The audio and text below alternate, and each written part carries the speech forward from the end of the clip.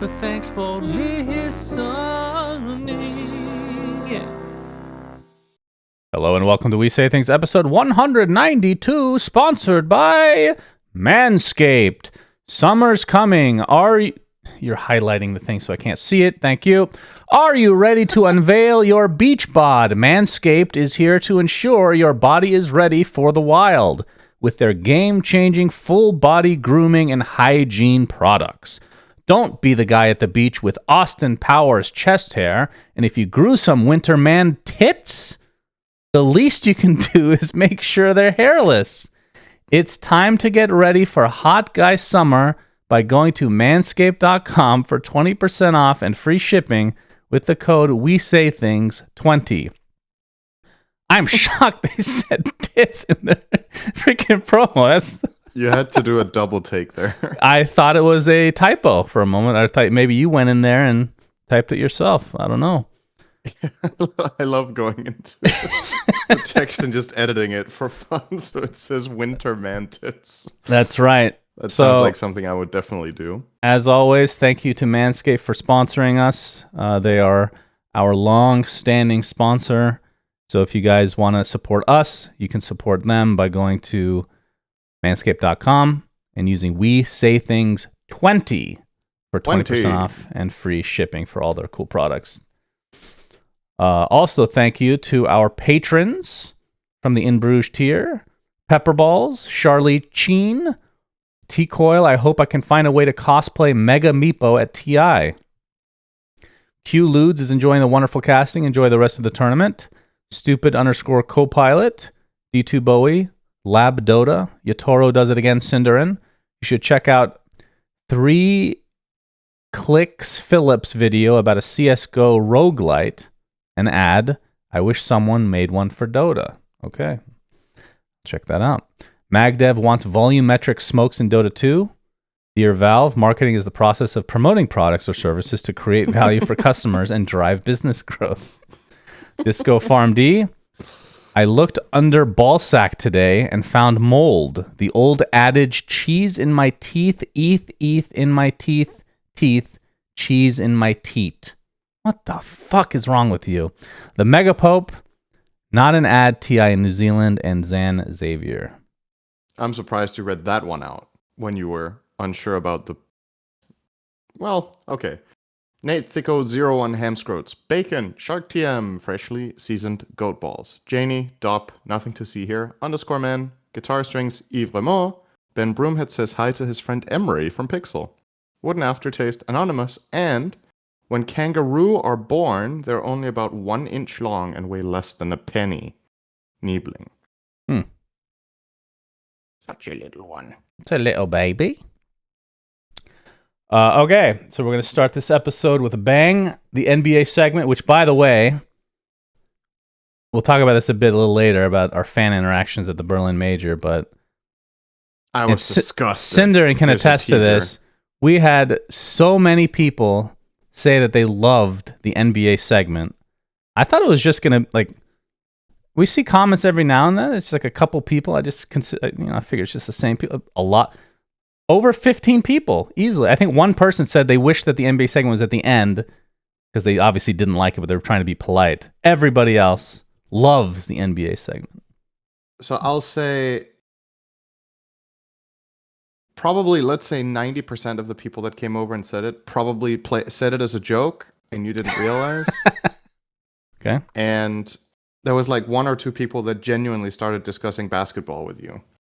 That's right. So, appreciate good joke, that, guys. Yep, keep that joke running. Okay, so we have a lot to cover for NBA because a lot's happened. I'm skipping on some stuff. So first, from a broader standpoint, we're in the second round of the playoffs right now. Okay. Nice, congrats. You started off 0-2, right? Well, I'll get to that in a second. I was going to talk about the general playoffs. Okay. So, how do I put this? There's 2 conferences. Each have 8 teams. Mm-hmm. Each rank, so 1 through 8, if you combine them, every single rank won a series. That's the first time that's ever happened, which means an 8 seed beat a number 1 seed. That's very rare. It's only happened 3 other times. 7 seed beat a 2 seed, 6 seed beat a 3 seed, 5 seed beat a 4 seed, and then vice versa. Right? Oh. So the parity is incredible. It's never been this competitive before. The Suns, I can't remember the last time we even talked. We were playing against the Clippers, who lost, as usual, both their best players to injury. Nothing new for them. And we beat them 4-1. So now we're in the second round of the playoffs against the... 4-1. Yeah, we beat them 4-1. Okay. And now we're playing the Denver Nuggets in the second round. We're the 4 seed. They're the 1 seed. So they have home court advantage. They beat us the first 2 games. Then we came back and won the next 2. And then yesterday we played them and we got shellacked. So now we're down 2-3. And it's not looking good, not going to lie. I don't really have much faith in the team right now because we have... Oh, so this was the one you started 0-2 in. Yeah. I see. Okay. I could see it maybe going 7 games, but I can't see us winning this series. Although I will say, Devin Booker has been on arguably the best offensive stretch in playoff history. His numbers are the only person that's even comparable to the amount of points and efficiency that he's had is Michael Jordan, just to show you how ridiculous he's been. Like, he's been scoring like 45 points in some games, 80% field goal percentage, which is fucking absurd. Like, literally never been done before. That's crazy, actually. Fun fact, when Michael Jordan put out those numbers, that was the inspiration for when he wrote Thriller later on. Good one, Cinderin. Yeah. So yeah, that one's not going to go. And I have a small, quick story before we actually start the podcast. I thought you'd find this funny. I was debating showing the video, but I don't know if I can get DMCA'd for that shit. So I'm not messing with the NBA on that. So their best player on the Nuggets is Nikola Jokic. He's from Serbia, I think. And he's a 2-time MVP. He's fucking ridiculously good. And we have a new owner, as you know. His name is Matt Ishbia. He was in the stands at Game 4 in Phoenix, like courtside basically. And the ball goes out of bounds, and he catches it, right? And there's like this... It's one of those plays where one of our players like dives into the crowd to try to save it, and he's kind of stuck there, and now there's a big group of people just huddled around. He's holding the ball. Nikola Jokic is trying to get the ball away from the owner in order to get like a 5-on-4 fast break kind of thing. And the owner is kind of holding on to it and doesn't let him get it, right? So it's like this weird interaction. And then eventually the ball flips free, and then Jokic pushes the owner like with his elbow, and the owner falls down falls back into his chair, and the refs have to look at the video. Nikola Jokic ends up getting a technical foul, so that's 1 free throw for us, and then later he's fined $25,000. Now, the hilarious thing about this is we're obviously watching live, and now keep in mind, Matt didn't know it was the owner, probably. Yeah, he didn't know at the time, probably. But the owner is so the entire. This is where it's going to seem like I'm very biased. I feel like I'm extremely realistic with this kind of stuff. If you look at the video, everybody says that he flopped. He flopped, like he faked falling or whatever. So, I mean, it's possible he embellished a bit, but the thing to understand, the owner's like 5'9", 5'10". He played college basketball, but like he was one of those guys that, was at the end of the bench and, was like a spark plug kind of guy. Nikola Jokic is fucking 7 foot, 250 pounds, maybe 300 something pounds actually. He's fucking huge. Shoving somebody, if you shove me like this, when you're standing, like think of, you have no room to move because everybody's huddled around, and there's a chair behind you that's at your knees. If you have any type of movement, you're going to fall down in your chair. People, don't seem to understand that Jokic could literally push anybody down with just a slight shove. But anyway, if you want to look up that video, it's hilarious. There's no bad blood between them. They talked the next game or whatever, so it's not like there's any actual drama, but it was just one of those absolutely hilarious moments where our owner got us a technical foul, basically. Technical foul point on the other team. Okay, so I'm reading your chat right now, and literally everyone says he flopped. Yeah, I know. I mean, you can watch the video yourself. I mean, I'm telling you, every single. So this is what I find interesting, is when it's happening, the announcers, which by the way, as much as I love Grant Hill, he used to be on the Suns, fucking terrible announcer. They call it a flop right off the bat and just like infects everybody's brain or something. Like I don't understand. Like, how do you not fall back with a shove like that from a 7-foot guy that's 300 something pounds? Like, come on, dude. I would have pushed him over. Yeah, of course. Okay. And I would have kept the ball, and then the audience would have clapped. That's right. I mean, I would have eaten the ball. ball. Funny thing is, it doesn't even matter if he flopped. It's hilarious either way. But I think people thinking that it's a flop is also hilarious in its own right, because it's like one of those things where people don't realize how strong these players are. Like, oh, I could have stood. Come on, fuck on, dude. There's no way. This guy, his shits are bigger than you, for God's sake. Anywho. That's a mental image. Thank you. All right, let's go on to the Berlin Major. I want to talk about fan interaction first. We didn't have a signing session or anything like that, but we had people come between games as we were casting, and it was awesome. Really appreciate you guys showing up, especially the NBA segment people, my favorite. But that was, I don't know, it felt different somehow. Did it feel different to you? Or was I just in a weird mood? How do you mean? I don't know. It felt, I don't even know how to explain how I was feeling, but it was nice. I enjoyed it. Not that I don't enjoy it in prior tournaments, but I think okay, so here's maybe a better way to explain it. So a lot of the other tournaments like will be stopped when we're walking around the arena, just like impromptu type stuff. Or it's just signing sessions where, you know, we set something up. This one is just very organic. People were very polite. And I don't know. It was just a nice experience. I enjoyed it quite a bit. And it made me want to do merch, by the way. We'll talk about that at some point. Yep. I want to see people wearing We Say Things shirts. We'll think of something. Yeah. So I think in order what fans said, obviously the majority of people that came over wanted either a signature or a photo, which is standard, but I found it very surprising. First of all, how many people were talking about the NBA segment, saying they liked it, which was very surprising, to say the least. Mm-hmm.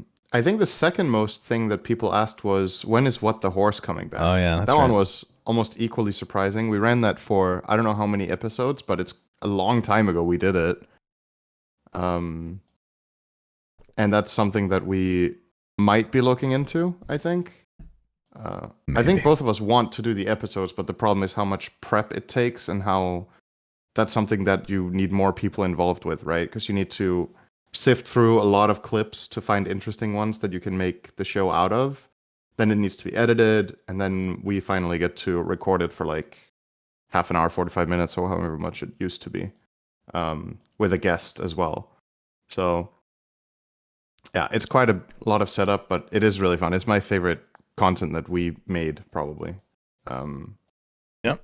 But yeah, it's a lot of effort. So it's a pain in the ass, but together. It was cool to hear so many people wanted to see it, and some A to Zers as well out there. Yeah, some A to Z fans that were like, "You guys, that's something we could give another shot too with the new matchmaking. Maybe it's better, but the last time we did it, it was atrocious. We had really long queues to get absolutely awful games. It was not good content, so we stopped doing it again pretty quickly in season 2.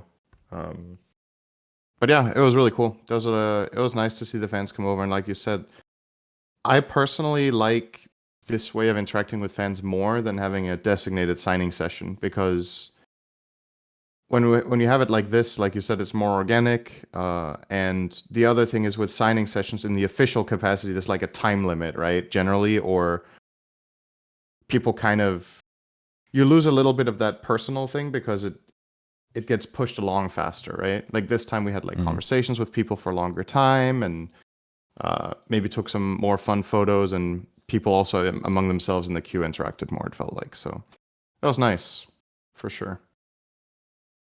And then as far as our experience at the tournament, I'll give my take. So probably the most well-run tournament I've been to ever. I don't know if that's exaggerating, but there was no issues. Definitely up there. It was like in terms of the play, no issues at all. I didn't hear any complaints from players, and the venue was good.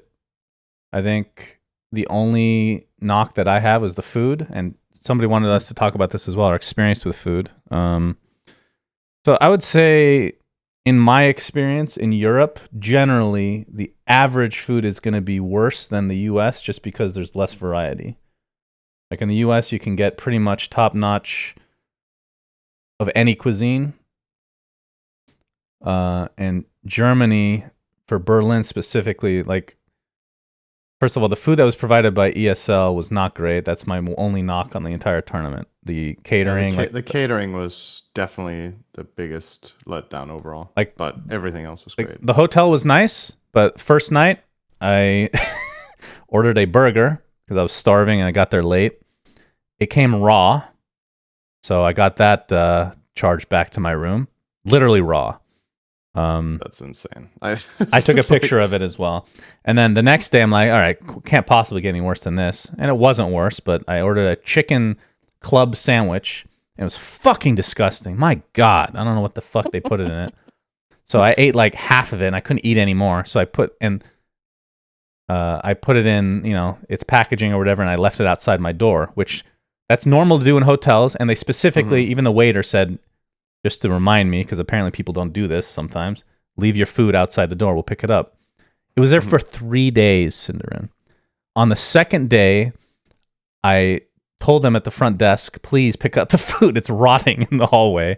And they didn't pick it up for another day on top of it. It was 3 full days of this rotting food outside my door. Anyway, it's just random hotel stuff. But I will say the one food that I had that was really good was doner, which is a shawarma, by the way. Yep. People. Okay, let's go off on a quick tangent, Cinderin. All right. Okay.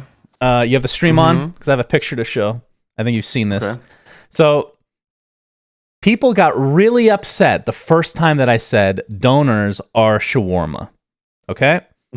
Now let's talk about. And I was like, okay, maybe I'm wrong about this. I mean, I've had a shawarma in the Middle East many a time. It's pretty freaking similar to the donor, but let's just double check. Look at the history. Some Turkish guy brought the shawarma to like Germany or some European country, and they just called it a donor. It's a fucking shawarma. Come on, man. And here, let's look at this graphic. These are the hot dogs of the world based on, let me just get this ready to go. So I'm not going to read off what they all do. These are hot dogs that different regions create, okay? Look at how different some of them are. Okay? Is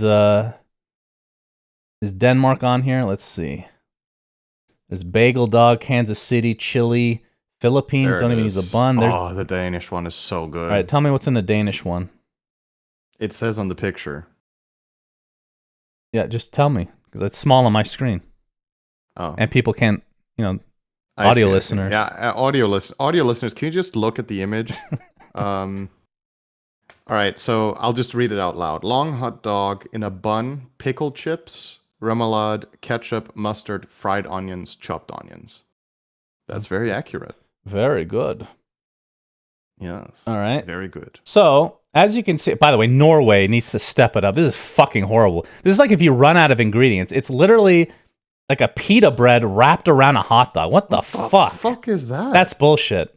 Long hot dog wrapped in a large toasted tortilla or flatbread with ketchup or mustard. Yeah, I don't know. They fucked that one up. Anyway, so the point is, these are all considered hot dogs, and some of them are quite drastically different. I would argue maybe a couple of these. Maybe a couple of these should not be considered hot dogs, but for the most part, these are a lot of different takes on hot dogs. Okay? So for me, shawarma is the rotating spindle of meat with bread. That is a shawarma. You can put whatever the fuck you want in and around it. It's a shawarma. That's what a doner is as well. Now, having said that, we ate at a place in Berlin. The doner, we started eating there repeatedly because it was so good. Holy shit. To the point where it was just giving me horrible diarrhea, but I just kept eating there because it was delicious. So that's the only thing in Berlin that I like to eat. And we went to a super fancy restaurant, like super fucking fancy. You loved it, of course. Pretentious and all. It's terrible. Just terrible. I mean, at first, I don't know. I wouldn't say that place was super fancy, but it was a fancy restaurant. It was a good place. And I enjoyed it. You enjoyed some of it. I enjoyed most of it. Yeah, there was one that looks like it came with a cockroach on it, but it was a shrimp. I call it the cockroach dish. Hopefully. So, I guess in fairness, in conclusion about this, basically everything ESL were fully in control of, ran really well, and the major downsides were the hotel catering, which, and the hotel, what was it called? The room service, which you had, I didn't have it, and the venue catering, which I think the venue catering I don't really know how you get around because I think there's a contract between the venue and a provider. So if you get catering there, I think it has to come from their partner. So generally at these events, if you don't like the food, the organizer will buy you food. Yeah. Like you just order out, which we did twice, I think. Yeah. But yeah, I don't know. The food outside of the donor, it's just so bland to me. And maybe that's just because they put sugar and everything in America. I don't know. Didn't you also like the hot dog place we went to? I thought that was good too. Yeah, that was fun. And you had a currywurst, right? You tried that too. Currywurst is good. Yeah, I've had that before though. But yeah, currywurst is. I do like currywurst. Yeah. Good point, Cinderin. Okay, so that was our experience at the tournament. Now we can talk about the standings and how the tournament actually went. So, spoilers: Gaming Gladiators win again. Jesus Christ! 2 majors in a row for Quinn Callahan. As they 3-1 Liquid in the finals. Liquid had a bit of a hard road to get there, though. They lost in the first round of the playoffs to OG 2-1, and then had to go through the lower brackets the whole way. Yep. But yeah, what were your thoughts on the tournament? Any big surprises? I think the biggest surprise for me was 9 Pandas getting third, which definitely not expecting that. And they had a good chance of getting second, so I think they should be really proud of that result. I think especially Kiyotaka really gained some fans this event. Yeah. He played some outstanding mid games, and his hero pool was pretty interesting. He was playing Tinker, he was playing Storm. I mean, most players were playing Storm, to be fair, but he had like a Tinker up in there. He had another specialty hero, which I'm forgetting right now, that people also started banning against him. But he had his own flavor. And they were basically the only team to repeatedly let Medusa through, and they would beat it sometimes. Yeah, they were beating Medusa quite a bit as well. Until, I mean, they did ban it toward the end eventually, but they won their first 3 games against it. So, and had some cool strats against that, but couldn't carry it through the whole way in the end. I think they specifically countered carry Medusa very well, but not so much on the other positions. And teams just started first picking Deuce and flexing it between every role because the hero was that broken. So. Yeah. So that was the biggest positive surprise, I would say. Let's see, what was the biggest negative surprise? Let's see who lost out in the groups. That was surprising. BetBoom, that star-studded roster. Probably. BetBoom looked like they were getting upper bracket, and then they got eliminated. They went from 7-3 to 8-8, and then they lost the tiebreaker. Yeah. To Aster and EG. EG also positive surprise. They got 4th. I think that's a solid result. And yeah, I mean, that's probably it, right? Those were the biggest surprises. Did you write down our choices? I did. Let me see here. Oh, very good. I mean, I'm certain I picked Team Liquid and Shopify, so I got one wrong. What did Shopify actually end up? Let's see. So I think you picked, if I'm not mistaken 9th, here, 12th. you picked Liquid EG Shopify. Liquid EG Shopify. And I picked Liquid Spirit EG, unless this was a different tournament, but I don't think so. I think this was for this one. Okay. So I win. So we both got Liquid in the top 3. This can't be right. We definitely picked Gaming Gladiators, both of us. Did I've we? got this wrong. I don't remember. Where the hell is this document? I was going to commend you for being so organized, but Why as can't I usual. find the document? There's no way this is true. I think we both had Gaming Gladiators and Liquid, and then I think our thirds, I think I had Spirit and you had Shopify. That's how I remember it, but I could be wrong. Sure, I'll take 2 out of 3. Why Or not? maybe I had EG. Anyway, we could go back and find. I don't understand why I don't have that here. Yeah. So anything else about the tournament you want to talk about? Because we'll talk about the patch a little later. So we can kind of include our experience casting games on this current patch. But aside from that, I'm done talking about the major, unless you got something else, big boy. I mean, just to give an update on the DPC standings, I suppose. That's always interesting. So now Gaming Gladiators have won 2 majors back to back. They're still not mathematically qualified for TI. Because so effectively the way the point system works is you get DPC points within your region, and then you get DPC points at the major. And first place in your region is 500 points, and first place at the major is 500 points. So they're weighed equally.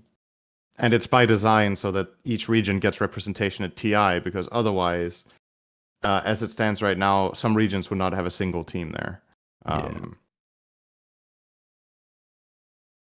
So yeah, that's why. And it looks kind of silly because Liquid are locked in as the only team in the world right now with 1,500 points, and they are locked in with wait, I'm getting ahead of myself. I'm wrong about the regional points. The regional points are 400, not 500 for first. Are they actually locked in? I heard that they were actually a couple points shy, technically. Liquid are locked in, 100%. Okay. And I'm also wrong. Okay, so I'm saying the scaling completely wrong. But effectively, from what I can see here, so these things scale up, right? They're worth more every season. So Tournament 3 is the most valuable one in terms of number of points. In Tournament 1, Liquid got 300 points for getting first. And then they got 350 for getting second at the major, which means the major first place with 400. And then in Season 2, they got 400 points for getting first, and then 450 at the major for getting second. So same scaling. And Gaming Gladiators won the first major for 400, won the second major for 500, but within the region, they only got second and third instead of 2 first places. And those were worth 180 and 160 respectively. So they were 120 points behind Liquid going into the first major.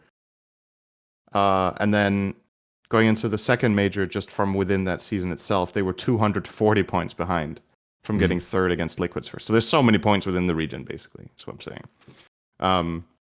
And a lot of people think this is stupid, like how are Gaming Gladiators not an auto-invite after winning 2 majors? And I would kind of agree with that. I feel like every system has its flaws, but there's also, it's extremely unlikely they don't get their own points already, but technically possible. Yeah, that would be... So that would be kind of ridiculous. Man, oh man.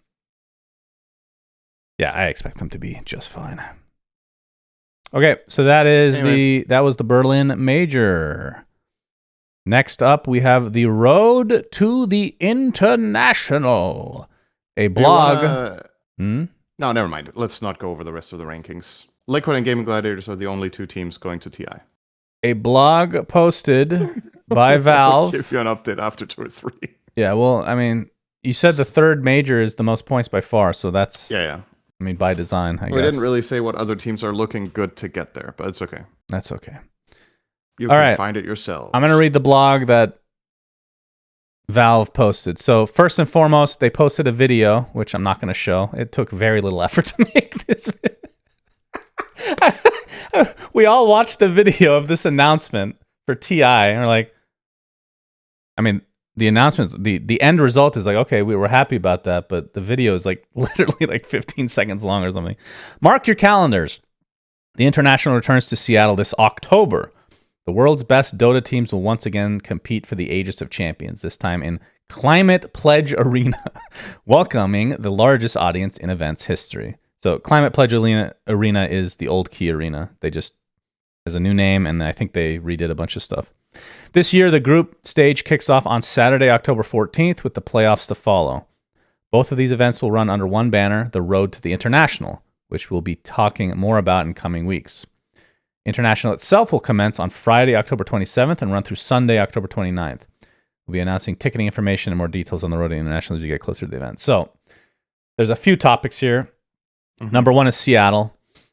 Number 2 is the amount of days that are being played on the main event.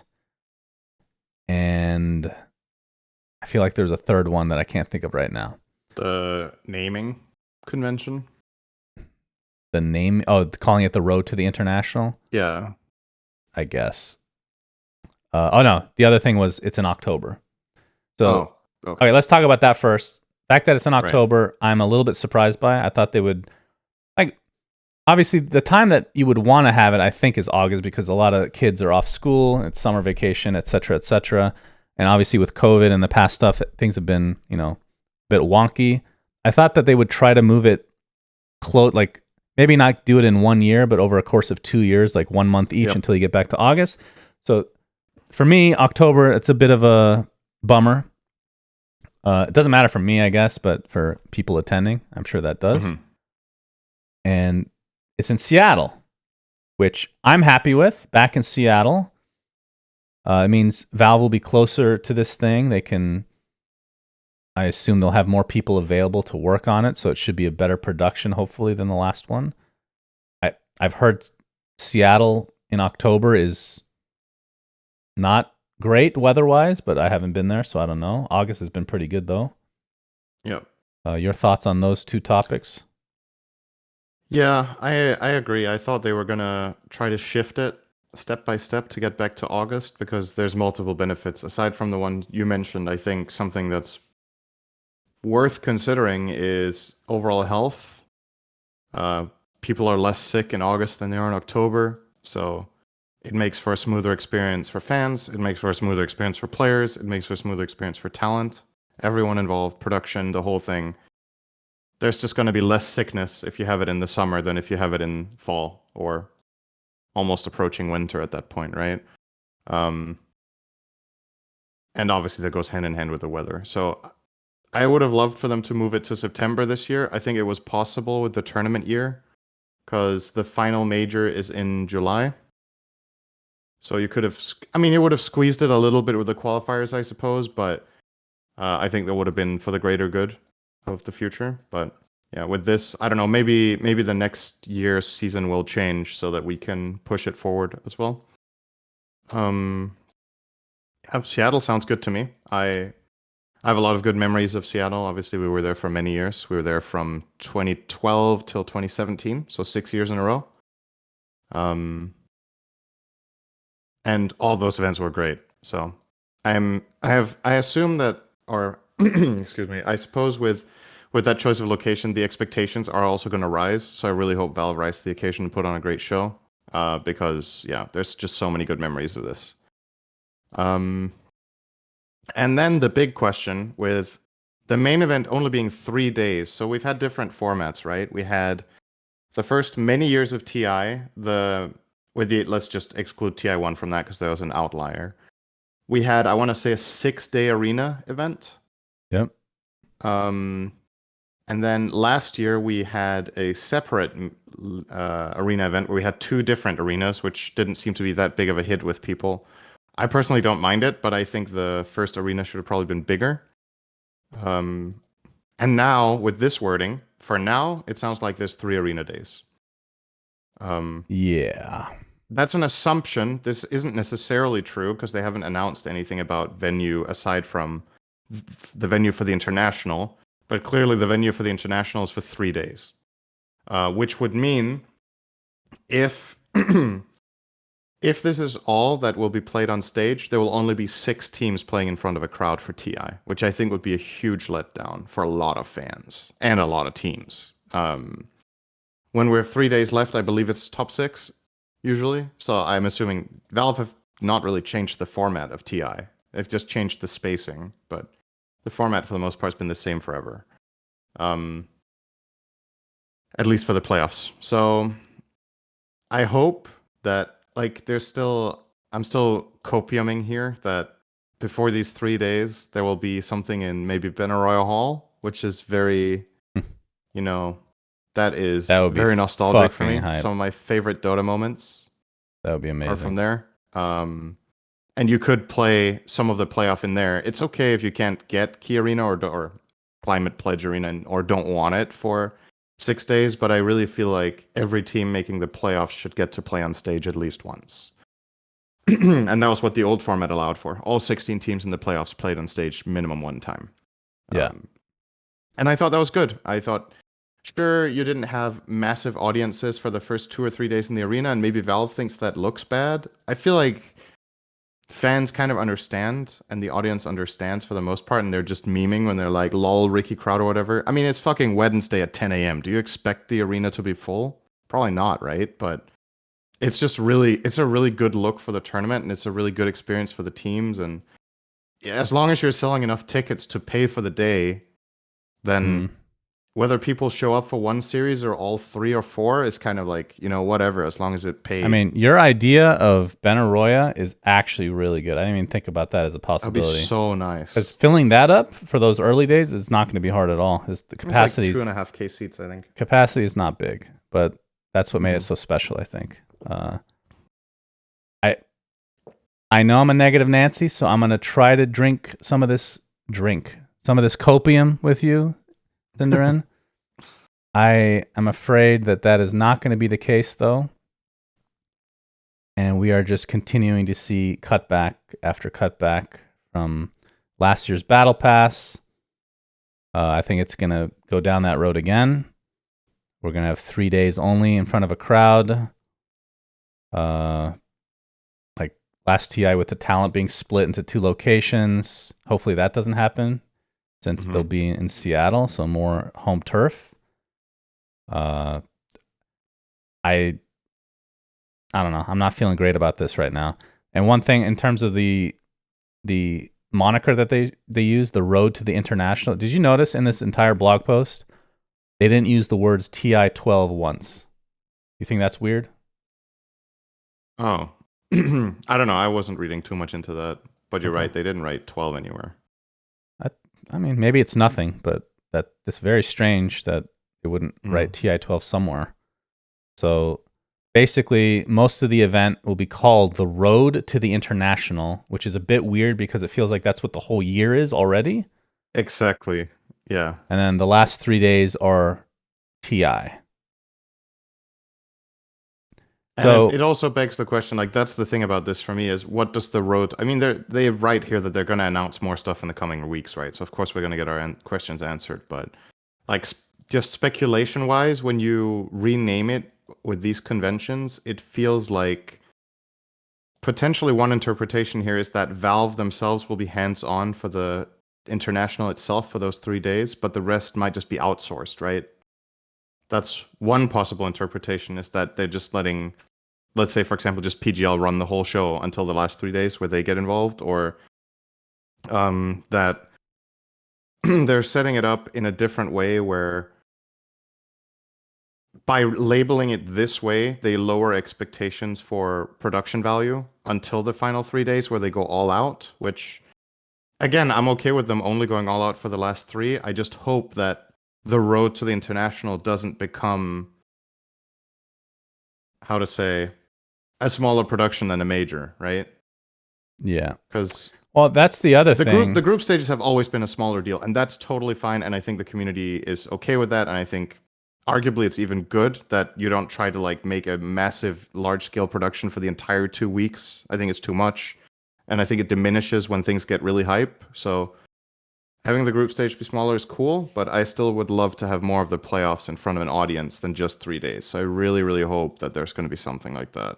So in terms of like the cutting back on TI and whatnot, also another thing that we've brought up before that you need to keep in mind is this Riyadh tournament, right?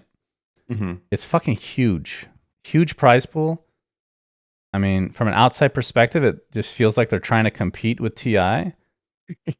And they might actually beat the prize pool. Who knows how bad that's going to be?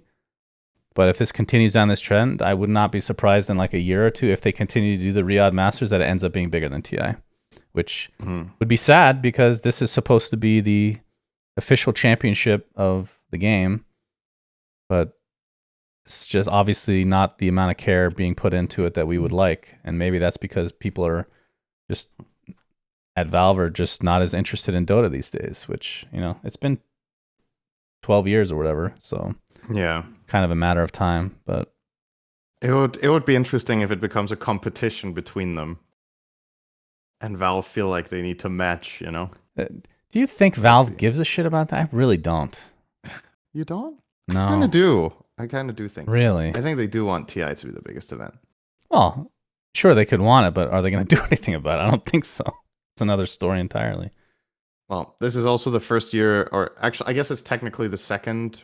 It's the second Riyadh Masters, but it's the first one with this kind of like magnitude.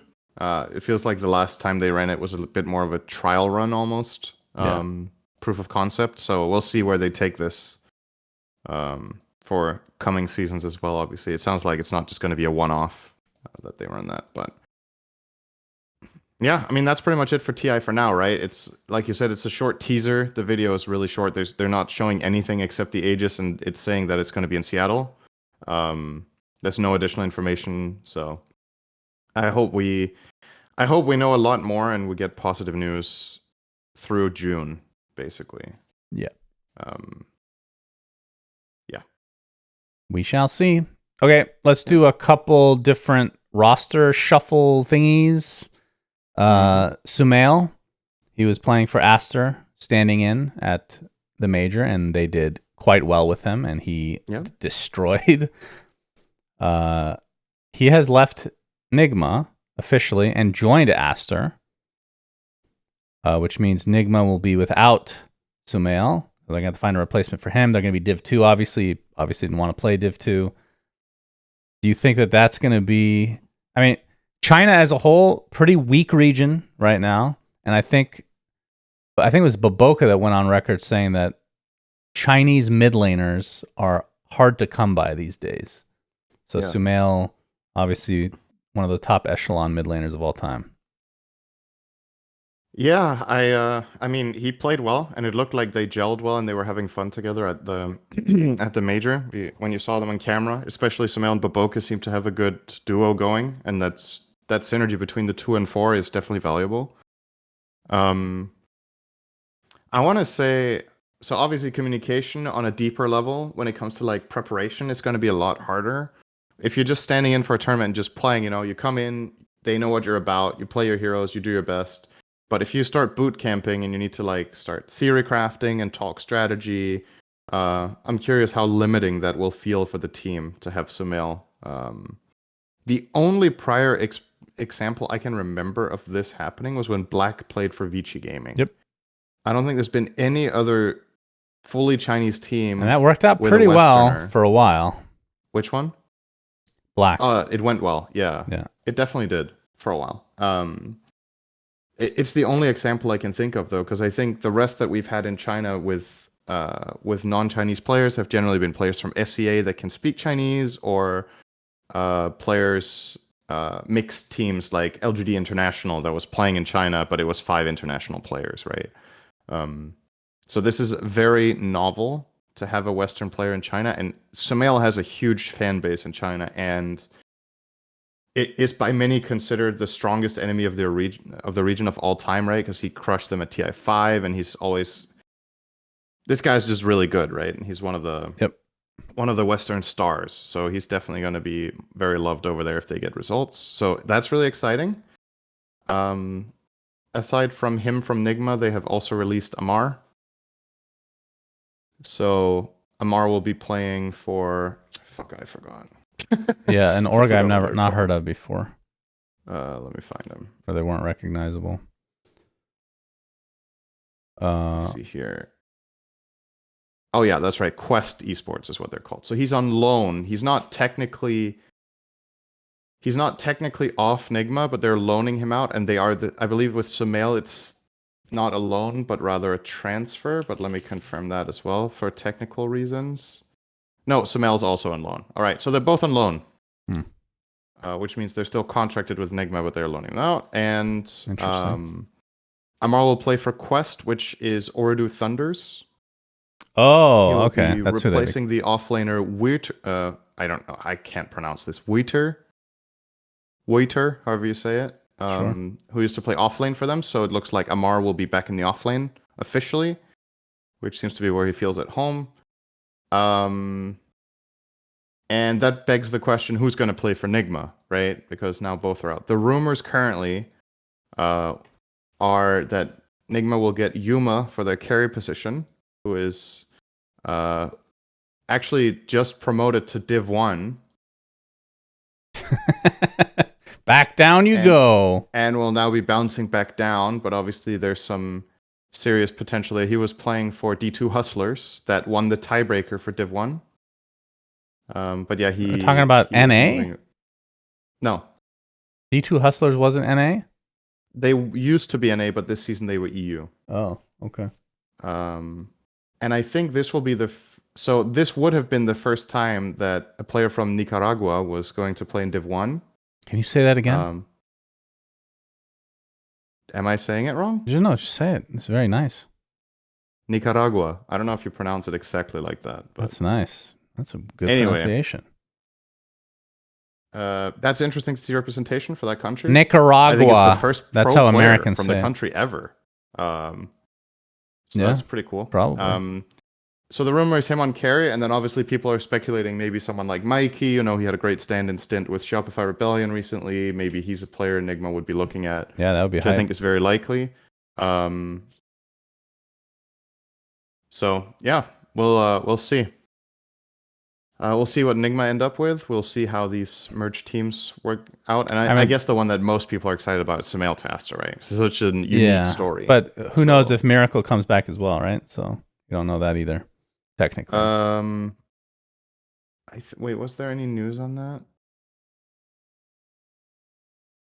that? Since we're talking about official news on that, since we're talking about China, that reminded me. Did you want to finish your thought? No, I thought there was some sort of official news that Miracle was still on break, but maybe I'm wrong. Maybe something I'm making up.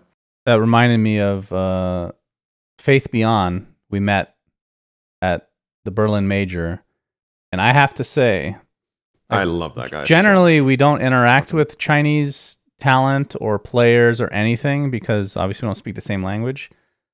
The fact that he can speak is really cool, and he is so down to earth, very humble, very nice guy. I was really happy to meet him. He's awesome, very cool guy, and I hope that if he is interested, does more talent work in the future, or if he wants to play again at some point. It'll be really cool to see him on a Western team now that he can speak English. Like, that guy's legit. I like him a lot. Yeah, I had such a positive experience with him. He seems very humble, very, very friendly. He has nice charisma, you know? Like, it's just good vibes with him in the room. So, yep. He was, I want to say going into this event, he was already probably my favorite Chinese player, and that hasn't changed. So, speaking of China, because we've already covered Sumail in China, we also have the new Chinese proposed potential super team, which is Azure Ray, that have announced their roster, and they have got Lan M as coach, first of all. So he has made the jump to this team. And their roster is Lu on carry, Somnus mid, Chalice offlane, FY position 4, and Tianming position 5. So this is potentially a banger roster, and I think Somnus is back. Yep.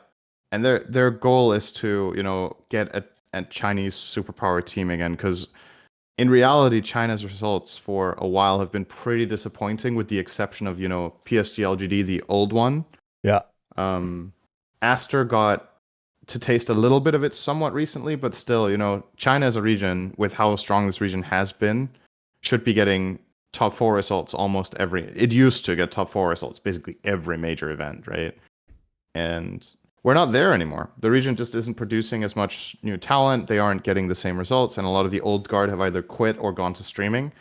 But there's still some of the banging players left, and some of them are getting together here. Chalice, FY, and Somnus obviously have really great accolades. So I'm curious about this team. It sounds like one of those teams that could just be incredibly good, or it could be another elephant, right? Mm-hmm. So we'll see. I'm still holding out hope for China that they can get some good results, but maybe that's another copium. Maybe that time has passed and the region just isn't that good anymore.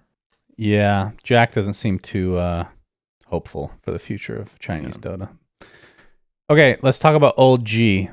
I think I'm missing a slight bit of context with this. So they were disqualified out of Div 2 because what was the actual? Well, we'll talk about that. Let me just read this tweet from Seb. Okay. Explaining from his side. 2 players standing in to help out major teams, not allowed to reschedule a game, rescheduled same time as major to keep our slot for Div 2, not allowed to use 2 stand-ins. Then he tagged PGL and a person at PGL. Very fun stuff, provided zero care / help besides stating the rules over and over again. Forced us to def loss, basically. PGL's tweet, at the end of the spring tour, Old G had to forfeit their tiebreaker match due to the team's inability to field a roster with at least 4 of their original players. While notifying Old G of this fact, one of their members violated our rules of conduct by threatening members of the admin team and exposing them to public harassment. We take harassment seriously in our rules, and as a penalty, Old G will forfeit their spot in the summer tour close qualifiers, and will have to go through open qualifiers. Then a day later,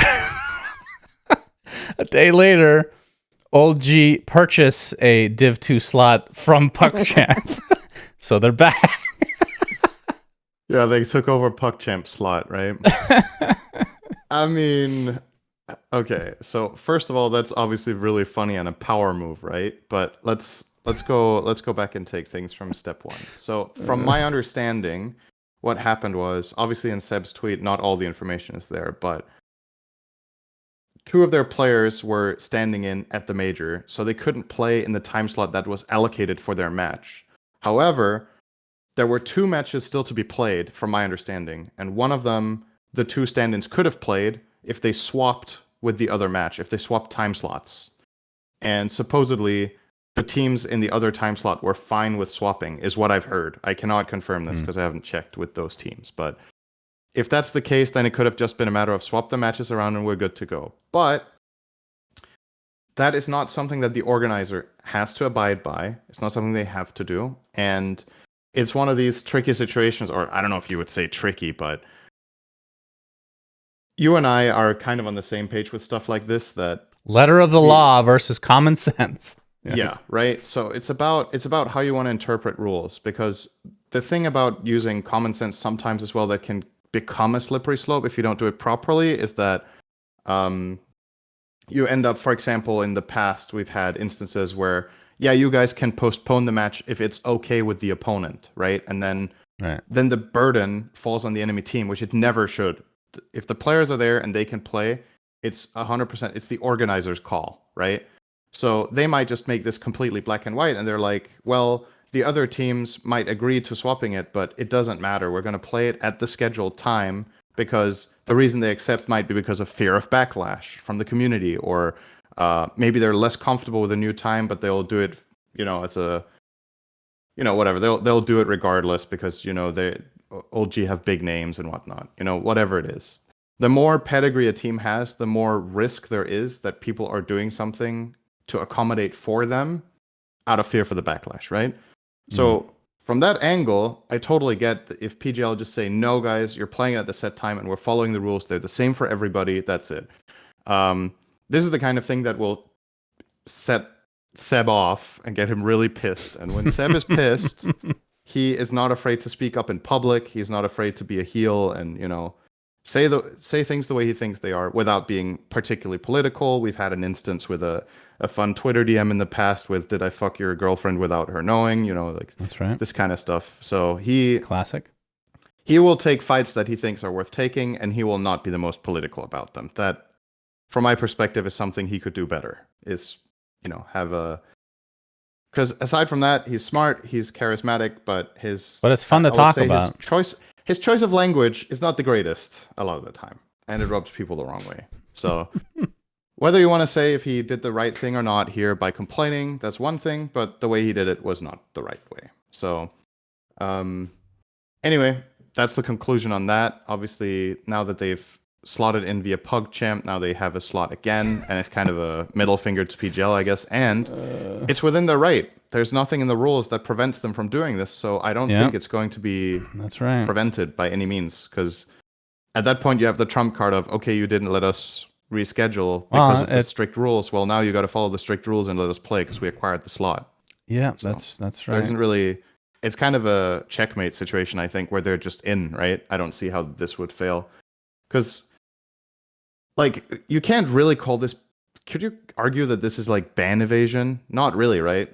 No, I think it's well within the rules, so if you're going to stick to the letter of the law, then you kind of have to. But yeah, I'm not a big fan. Like, obviously, we don't have 100% of the information, but PGL does have a track record for following it to a T, which I was actually surprised by the comments the last time we talked about this. A lot of people actually are in favor of following things to a T, which confuses me a bit. It's like, if you look at it like an extreme scenario, this is not related to Dota at all. Extreme version of letter of the law, because laws can be very complex and there's going to be loopholes. People that are like in the US, for example, that are in jail for life for murder, and they could easily get off if they just take a DNA test, which wasn't allowed during the time of their trial or whatever. Like some bullshit like that. That's following it to a T, and it's like, come on, dude. That's fucked up. But again, we don't have all the information for this one, so I can't say that's the case for sure. But some sort of hybrid needs to be. But you're right. If you take the other side of it, the other extreme is basically, it leads to corruption, I guess, right? So neither is really a good scenario, but yeah, that's what I'm saying. I don't want to shame anyone for following the rules to a T. I just personally have a different take on it, where I think there are things that can happen, and you can't write rule sets that encompass everything. So the rule sets will always have like an asterisk, which is it's at the mercy of the admins they have the power to overrule certain aspects, at least given the circumstances. Like, let's say the rules are you have to field 4 players from the team, and it's the finals of the qualifier for TI, and then there's a literal fucking typhoon preventing 2 players from playing. Are you just going to DQ the team and say, unlucky guys, you got hit by Mother Nature? Or are you going to try to, push the match by 3 hours so the players can get to a LAN cafe somewhere else? Yeah, that's why, as an example, right? Force majeure is in like every contract in existence. Right. And I'm not saying this falls under that, because this was a deliberate choice the players made, right? They knew that the schedules would overlap. So they effectively made a choice, and I could see that. But at the same time, you don't know when you're going to that tournament exactly what the tournament schedule is looking like. You might be like hopeful, I hope things will line up, and if they don't, hopefully, we can talk about it and work out a way that we can play that and the major, because this is a really big opportunity for me as a player. And I'm like, if I'm looking at that and the teams are okay with swapping, like, you could easily see that that's fine. But at the same time, if you want to follow rules to a T, I can also see that that arguably could be construed as playing favorites, right? It's like, would you have done that for the other team, or are you doing it because it's old G and they have these names, right? Right. And maybe PGL would rather avoid that headache and just be like, nope, same for everyone. We don't care. Yeah, I think from a tournament organized perspective, it's definitely easier to play that card. But I think, like, for this one, since we don't have all the info, it's kind of gray area. But for like the Fart Studios thing, I still think that was a ridiculous decision. That was another great example. We had that a couple weeks ago, yeah. So I don't know. It sucks for the community when things like that happen, but is what it is, I suppose. All right, final topic, patch review. So our last, it's been a while since our last podcast. That's when we did the large patch review, or the 7.33, in which since then B version has come out. So what do we think from playing it, watching it, experiencing it in every facet? Things that you like, don't like, etc. Let's start with the pros. So I think the biggest pro of this patch is that it's the whole just fuck me up fam at the hairdresser kind of thing, where you go there with a patch and you get something completely different. So everyone was like a beginner. There was a lot of exploring. There's a lot of figuring out and a lot of new stuff to master. So I think that's really, really good. From my perspective, I think, at least for now, I don't mind neither the Twin Gates nor the Tormentors. I think I'm not like a huge fan necessarily, but I'm also not against them. So that for me is already better than the original neutral items design that I didn't like. And overall, the dynamic of moving around the map feels pretty fun. I think the gates are encouraging people to play more active, and there's more stuff happening, and it's less stale probably. So that's also good. And the bigger map, I'm a little bit indifferent about right now. I don't know how. It's obviously a requirement to have a bigger map in order for these twin gates to even exist. But as far as what is around the rim of the map, except the tormentors, I don't know if the extra camps are particularly interesting. I don't know if I like the map layout more with the way the trees and the paths are. Feels a little bit iffy. Maybe they could improve that, but overall, that's pretty decent. Yeah, I don't know if you want to follow up on that first, and then we can get to cons. For That's probably pros, my major pros. I mean, I agree with a lot of what you said. The fuck me up stuff is just having something different. That's the thing that even now that we're like 2-3 weeks past the actual release of this patch, I don't think we'll really know if the patch is good for a while. Like obviously there's a lot of stuff that they're going to fix that we'll talk about, but it's kind of impossible to know if it's good, you know? Absolutely. But I've enjoyed playing, you know, some new builds. Some of the new items are cool. Like Phylactery, I think is cool on some heroes. Harpoon is really cool. That's the best item, I think. The coolest item that they've introduced. The neutral item changes were excellent. I'm sure that you're on board with that one as well. Yeah, I don't know how... The Tormentors... The concept... I'm neutral on, maybe slightly positive. It's not like a huge negative or positive in either direction. The thing I don't like, which I guess is a con, is that they're fucking buildings. Why? Why couldn't they just make it a unit? They're so uninteresting. Just a fucking building. Why? Like, if you made a unit and you didn't want it to like aggro anything, just make it not move. It's an immobile unit. Make it more interesting than this fucking this cube. I guess Found to be really boring. Add to that, we didn't mention Wisdom Runes. Do you think they're better than Tome as a design? I mean that's just another. I mean that's the thing. It's like that's really hard to say. Because so effectively, what has happened on the map, right, is that there's a lot more stuff, and what people initially at least thought was going to happen was that the map would be too big to fully control, but it still feels like when teams are ahead and have a really good grasp of the map, they are controlling the map very well, and that just means now there's more free shit for the leading team. There's the Wisdom Rune that they didn't used to get. There's the Tormentor that they didn't used to get. And there's the Watchers to at least somewhat help maintain the map control if you're ahead. So yeah, I'm not so sure. I think the Wisdom Rune is a really interesting idea, but I'm wondering if the frequency that they spawn and the amount that they give is correct for the game. Like maybe they should spawn more often and give less, for example. Or I will say it feels safer for the losing team. I think. Right. Correct me if you think I'm wrong here, but let's get into the cons, I guess. If you pick up like a bounty, I don't like the idea of having to click faster than somebody for something that's like I would consider a pretty big objective. A bounty rune is okay because it's not that big. I feel like the Wisdom Rune is kind of a big deal right now. So that's a fair point. The fact that it's just a click battle. Like if you have two people there, it's just like, okay, whoever clicks faster, I don't know. So that aspect I don't like. It's kind of crazy when you put it that way. That is true. So I would agree that they just need to do less probably. I think so again, a lot of the cons that I have are like kind of slight, and I'm still not sure how I feel, except for one, which we've talked about on cast. The one thing I definitely do not like, and I've decided that I don't like it, is the Roshan pit locations. Heavily dislike them. I think. So My original idea was you keep the Roche pit on the top river, and you just have an opposite pit on the bottom, so it's basically mirrored. And he would swap between deaths. But I mean, the day-night cycle also works. That doesn't matter. I think that's fine.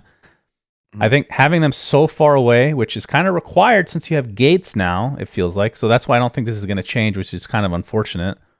What you're doing is you're putting Roche in the corner of the map, which means the angles in which you can get to the Roche pit are drastically different. The whole shrine or the outpost situation gives inherent advantage to one team over the other, and you can't take over some of them, right? A couple of them. Mm-hmm.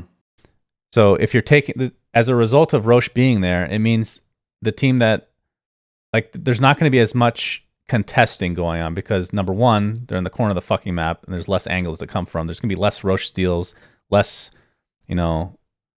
fights in that area, I think. Obviously, things can change, whereas if you're in the middle of the map, basically, like, it's going to be constant action. And I think having them closer to the river is cooler as well, because if you're controlling one side of the map and then he changes to the other side, you have to flip the territory that you're actually covering. Whereas with the current version, they're the corners of the map. Nobody's really holding those at any point, right? They're almost like neutral areas. So I don't like that. And I strongly dislike the fact that on the third Roche, Ags is given to Radiant and the shitty refresher shard on Dire. Why? I think if you're going to keep it like that, then first of all, I think you should just give the same thing no matter what side he's on. But if you want to keep it like it is, then the Ags needs to not be permanent. It needs to be a temporary buff, like 5 minutes with an Ags, like the old neutral item used to be. I think that puts it in the same line as the refresher shard, probably. I mean, for me, I honestly think, so there's a couple of things that I think would be pretty just simple and good fixes to this. So I think, first of all, the third Roche should just always drop refresher shard, and the fourth should always drop Ags, because conceptually it feels like the Ags is on average the most valuable item of the two. You remove the element of like which side Roche is on, and in the past you would also remove the element of luck. I also didn't like in the past that it was random between the two. I just didn't think it was good that way. So just let third Roche have shard, fourth Roche has Ags. Then the two outposts that are sitting next to the Roches need to either be capturable or be removed. Because the fact, as you said, that one team just has inherent advantage at one time of the day, sure, you can try to strategize around it, but in the end, it's not like fully fair in a way if you keep Roshan's respawn timer in mind. So Roche respawns between 8 and 11 minutes, right? So if he gets killed on one side of the map, and you do the math, it's very likely he will spawn on that same side again, right? Mm-hmm. And that arguably would lead a bit to snowballing, because if one team has favor on that side of the map, it will favor them again a lot of the time. And besides that, like, regardless of whether this like math, how perfectly it checks out or whatever, it's like at the end of the day, it just doesn't feel right that one team has a big advantage on one side and one has an advantage on the other. Ignoring all the other stuff, tell me if this was the original, if they originally put this in, everything else staying the same, do you think it would be a positive change where instead of day-night, it spawns randomly the first time in one of the two, and then every time it dies... it's still the same positions? What do you mean? Well, I'm just saying, if you were to keep everything this, like, would this be an improvement on the current system? If you kept it where they were now, it spawns in one of the two. The first spawn only is random.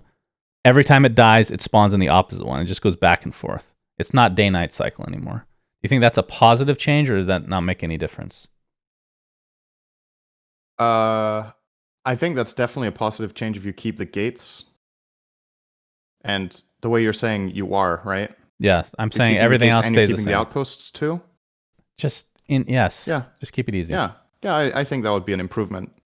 I would agree with that change, but I don't think it's the best change. Mm-hmm. Anyway, so in the same vein of randomness, if you will, they've obviously changed the neutral items to a different system that I like a lot more. I think it's been well received as well. The token system, people get to choose items. It's debatable whether it's fair that you can have many of the same neutral in the same team now. Like maybe if you want to do something about that, you've seen like screenshots of people having 4 timeless relics. Yeah, but I think you can just nerf those. Now, I was thinking about it a bit more. I think some of them are just objectively better, or at least the consensus is that they're objectively better. Whether the stats show that or not, I don't know. The RNG of the Tormentor, I don't like either, because it's like he will drop a shard for one of the bottom 2 net worths, which the first time will generally be 2 supports. The second time will be a support and a core. The quality of shards is really different, and it's part of the hero design and balance, is how good their shard is versus their kit. Mm-hmm. So you will have some games where you get the really good shard for free, and you'll have some games where you get one you would have never even considered buying. And then it just feels bad, right? I personally think there is a way around this where it might feel a little bit scuffed at first, but I think from my perspective, it's better designed, but it does put agency on the players, and maybe they're worried about griefing, but that's no different than Roche dropping Aegis and Cheese, and anybody can pick them up, right? The Tormentor could just drop a shard token, and the only 2 players that can pick it up are the 2 bottom net worths in your team. The other players just get them if they try to pick it up, you know? That way you give agency. In Pro Dota, that would be way cooler, because then you can choose who you want the shard on in a given moment. So it's like strategizing, and it can help with, can have an influence on how you draft and how you play in the game. And in pub games, the 2 guys with the shard can fight over it like wolves, or they can, agree on it, who gets it. But at the end of the day, if it becomes a click war between 2 players, then that's no less random than currently. Right? So, like, then you need to be there physically on your hero, I guess, is the one downside, right? In order to obtain it. I would say that another thing is that it just gets teleported to the neutral stash the moment the Tormentor dies, and then it's whoever buys it first. Then that's also, again, equally random as now. So yeah, I think that I don't think it's really weird if you do that, because then only 2 people can buy it, and that, like, UI wise, I think that's confusing.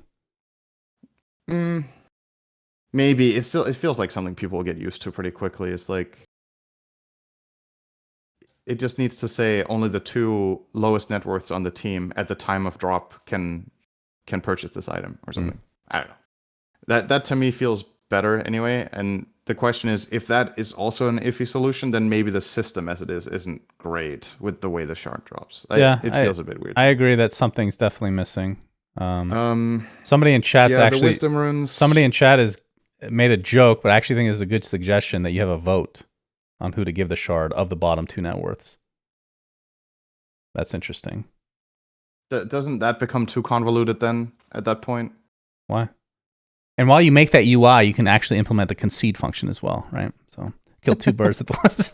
Oh yeah, double democratic Dota. Yeah. By the way, I have to say, I understand why people are against the concede function every time they get really mad when I say that.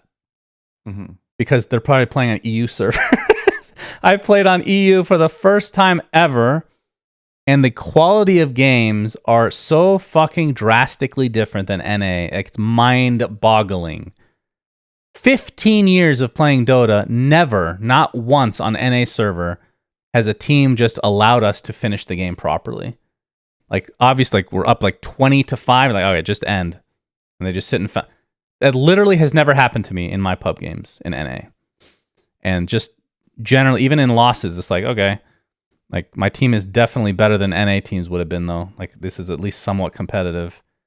So I can understand why they wouldn't want to concede. But NA, maybe it should be regional based. NA should get a concede function, please. Please, God. I mean, so effectively what you're saying is the quality of games in EU is better, and people technically concede. So we don't need the concede function because people just give up. They concede now, for in me, their that's way. a slippery slope, because there's a lot of times where some people give up, but not all. And that's where a concede vote can maybe arguably help in some situations.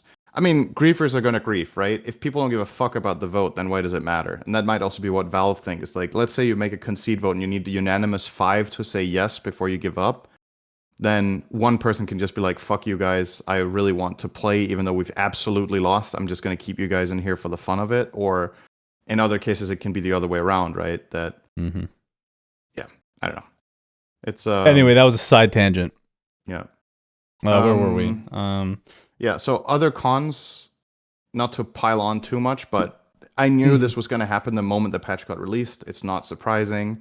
There's a subset of heroes that is way overpowered, and they just need to be changed. And when you fuck everything up this hard, there will be 10, 15 broken heroes. The unfortunate thing is they're just that much better than the rest that drafting a TI, the first phases and this in general were relatively uninteresting because it was like, there's just like 10 heroes that are just too good, right? So they were picked or banned more or less every game. And it wasn't, sometimes in previous tournaments, we've had a dynamic like that where it's not because the heroes necessarily are mega broken, but because they're very flexible. And then you can argue, is that overpowered too? But it's at least more interesting because the draft gets more depth. Whereas now it's just, they are flexible on top of being broken. Like Medusa and Alk, for example, were just first phase picks literally every game toward the end because you could even throw the Deuce on support. You could throw the Alk on all 3 core roles, and the heroes just, the numbers are just unfair, right? Vanguard, Crimson Guard, Pipe, too strong. Yeah, aura items definitely need nerf, especially Pipe, I think.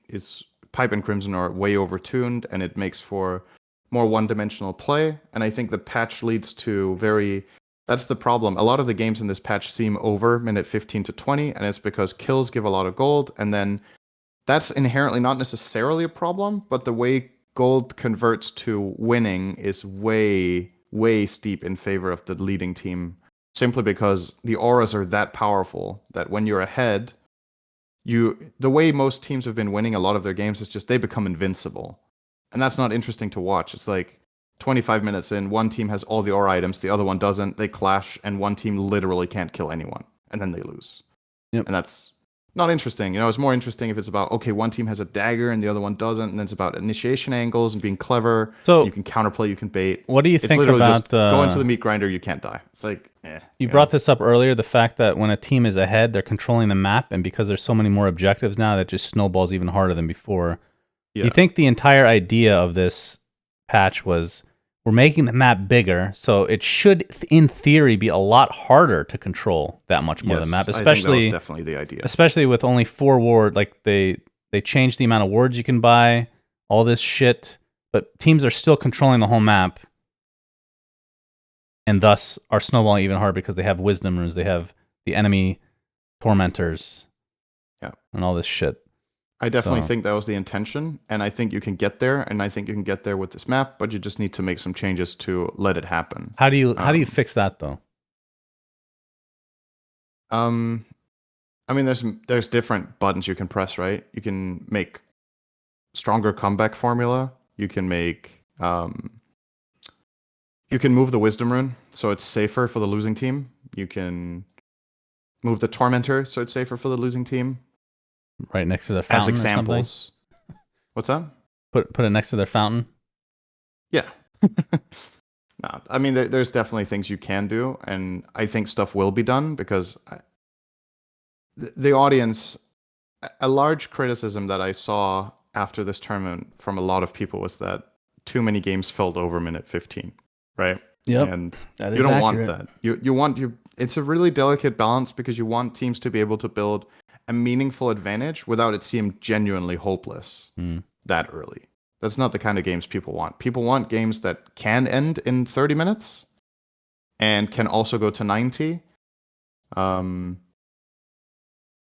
you want people to be able to stomp, but also not stomp every game the same way. So having said that, it's tough, man. Balancing Dota is really fucking regardless hard. of all the people issues. Underestimate how big of a challenge it is. Regardless of all the issues, I'm just happy that they came out the patch right before the tournament. I hope they don't regret that, even though there's a lot of stomps. It made the tournament much more interesting. So I'm just happy that they did that.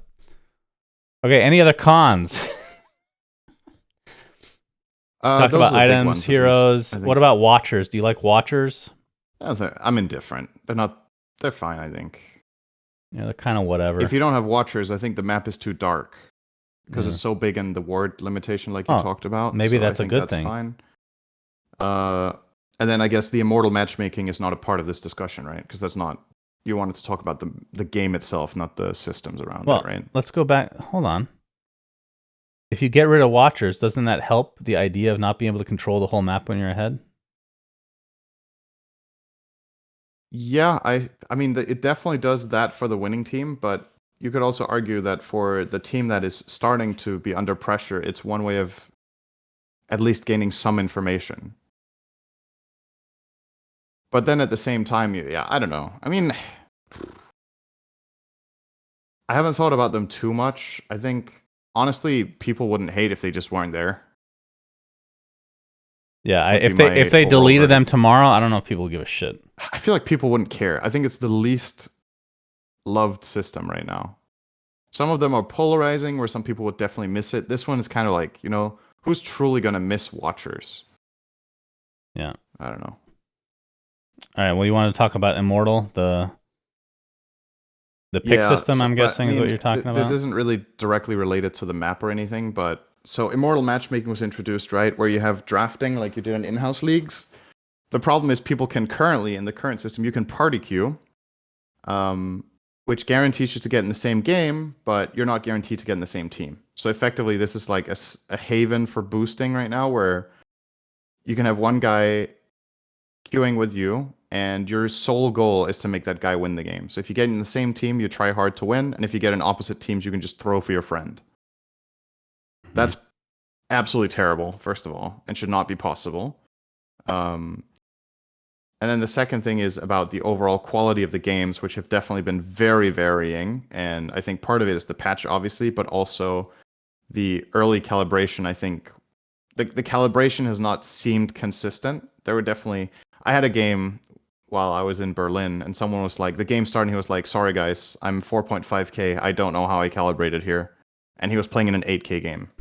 And obviously he bought an item that didn't make sense, and he played way worse than everyone else in the server. And at the end of the day, you just feel bad for everyone involved in your team, right? It's bad for him because he's way out of his depth, and it's bad for everyone else because they're playing with someone who could also just be a griefer, right? Like in that scheme in that scale, it's just bad, you know. Um, Obviously, Valve somewhat hotfixed it, and I think they got the most egregious people out of the bracket that they weren't supposed to be in, but I don't think it's fully cleared. Hmm. And you have examples of people in their calibration climbing 1.5K within the immortal bracket. I think Saxa I heard dropped from 12K to 9, and I think Waga went up from 8.8 to 10.2. Hmm. And it's like there will be variance in this. People are obviously going to move, but I think it's fair to say that Saxa is a better player than Waga, and this calibration should not be moving people thousands of MMR over the small sample that it ultimately has. Hmm. If you want to move people thousands, I think you need more confidence than it's giving them, probably. Yeah. So yeah, it is what it is. Over time, this is obviously all going to stabilize. You give it months, people will get back where they belong, but it's probably just kind of annoying for some players, to be honest, Yeah. that they get moved so much. Somebody in chat reminding us of one more mechanic we didn't discuss. Lotus pools. Oh I yeah. I kind of don't like them, actually. I don't Uh hate them, but they do feel similar to shrines in some way, except they're smaller and you have to constantly go back and forth. The whole block of cheese sounds cool, but it's just a weird thing that you're never gonna see. yeah. I don't like Block the of cheese I system. don't like. I think the Lotus pools are okay, but I think it should give less. I mean, let's Whoever say gets the first Lotus at minute 3, it's pretty big. It's 125 health and mana as a potion you can just use with no shared cooldown with Wand. So whoever gets the 3-minute Lotus will often be able to get a kill in the lane. And it's one of those things where, is it fair that you get that kind of an advantage from just having, the right amount of resources or the right stun at the right time or whatever, or clicking faster? Um, I don't know. I would like to see it be less. I'm not inherently mega against them though. I mean, if they were deleted, do you think people would be really upset, or would they be like, No, me neither? definitely not. So that It's a tie with Watchers for what people are least invested in on the map. I agree. Um, So that begs the question, what's the point then? They've already added so many other objectives. I don't know. I mean, effectively, you got to remember the whole theme of this patch was let's make a lot of new shit, right? So yeah. Then you can obviously conclude later on, was this too much or was this a bad system or whatever, but you just want to throw stuff in there and make people excited and make them want to play and discover and explore, right? And it's definitely accomplished that, but I would be surprised if literally every system put in this game is still there in half a year. I think some things will just get removed or replaced. That could be Watchers, it could be Pools, it could be Tormentors. I don't think everything stays the same way it is. There are other things you can do to make the pools fairer. You could, instead of making them a potion, they could be regen over time that is cancelable, like Clarity or Salve. Or I was thinking, this just popped in my head now, but instead of having a consumable, what if the fountain was just like a very small version of the actual fountain? So it gives healing and mana regen. And when you're standing there? Yeah, when you're standing there, but then if an enemy is within range, then it cancels it out and you neither get that. So it's forcing you to be in that area. You can maybe add something on top of that. Like domination on a fountain. Well, no, you don't have to take over, but just like being in the area will not allow them to heal. I mean, I'm not saying that that's literally the first thing that came to mind. I think something can be done with that thought though to make it cool. I'm not a big fan of the Lotus things right now. The Watchers actually more neutral on Watchers. I think I actively don't like the Lotus flowers, but it's not like I hate them either. And the other thing about the Lotuses is the fact that they stack, right? So early on, the little Lotuses are really impactful in laning, and then it's like they have this dull phase where you kind of just stack them up, and then they get really good again. So like, the fact that you can stack them the way that you can and how they impact a fight seems very... Again, that's another thing that's just winning team favored, right? If you're ahead and you control the pools, you now also get free heals in fights, so you're even harder to kill. And we saw games at this major where Medusa would survive specifically because she had a Lotus Flower. And that could, if she didn't have that, the losing team might have made a big comeback. But look and behold, Medusa presses one button and has an extra 2,000 EHP, right? I don't know. Definitely a bit... The more we talk about it, the less neutral I am. I find that I'm kind of with you that this isn't necessarily good, but I don't want to say just remove them from the game, because I think you can tweak these to make them interesting concepts in their own right, but the current system is not ideal. All right, anything from the patch that we're missing? That was quite a bit. I think those were all the big things, at least. Yeah, I agree with you that I think Watchers, Tormentor, and the Lotus Flowers will get some work and become better for the game. I really hope they move the Roche Pits too. Just move them slightly more toward the center. They don't have to be in their old positions, but make it more interesting how you can access the pit and remove the inherent one-side advantage depending on time of day. I'm sure the outposts will be changed. Yeah. I don't see the Roche Pits changing much, though. That's the thing I'm sad about. I don't see them changing the terrain that drastically. Like, when you say slightly move, what does that mean?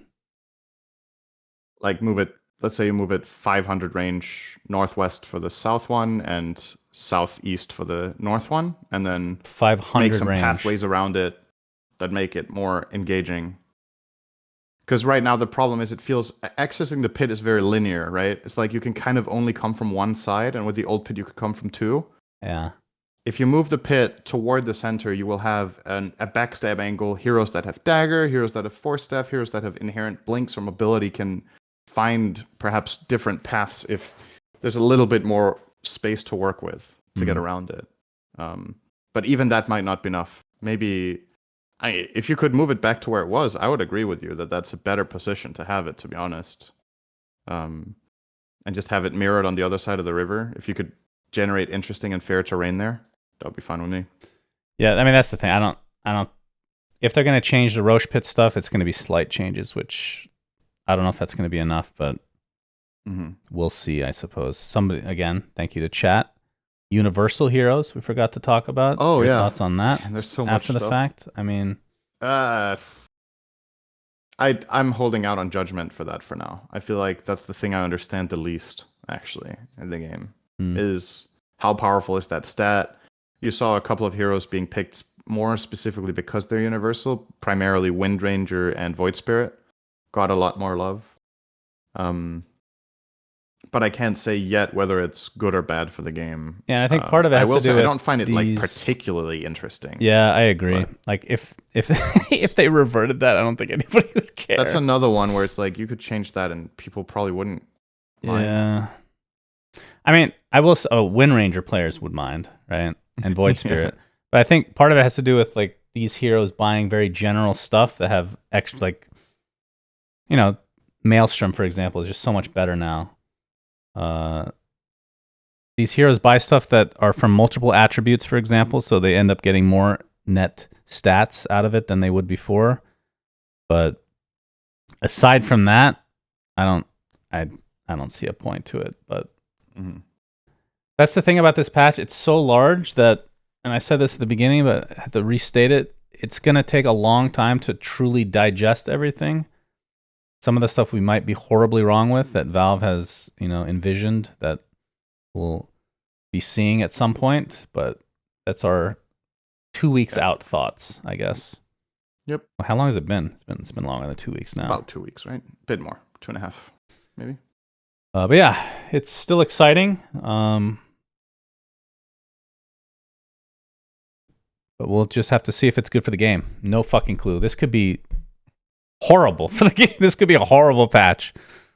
But how long do you think it'll take for us to actually know? We'll end on that. I mean, the fact that TI is like 5 months away gives me quite a lot of hope that TI will be on a good version. Okay. But it is possible that even come the next major, or at least DPC, that the game will still have some major flaws. Not like in terms of bugs or whatever, or the game not functioning, but just not being as fleshed out and polished as it could be. So I guess that is the major upside, actually. If we loop back around all the way to when we were talking about TI dates, this year, that might actually be a good thing for the quality of games. Fair. That the patch has more time to grow. Because if TI was in 3 months or 3.5, that extra month and a half to 2 months might actually make a pretty big difference for how good the game's going to end up being. So, but yeah, that's an odd one out. Okay. That does it for us. That's all I have on this episode. Thank you for joining us. Thanks for watching, listening, all that good stuff. We'll be back next week, as per norm, back to the normal schedule, as it were. Yes, sir. Maybe a guest episode. Who knows? Let's not promise anything, though. All right. Until next time, Suns Fan and Syndrome signing out. Goodbye, everybody. We say things that don't mean anything. Subscribe. But thanks for listening. Yeah.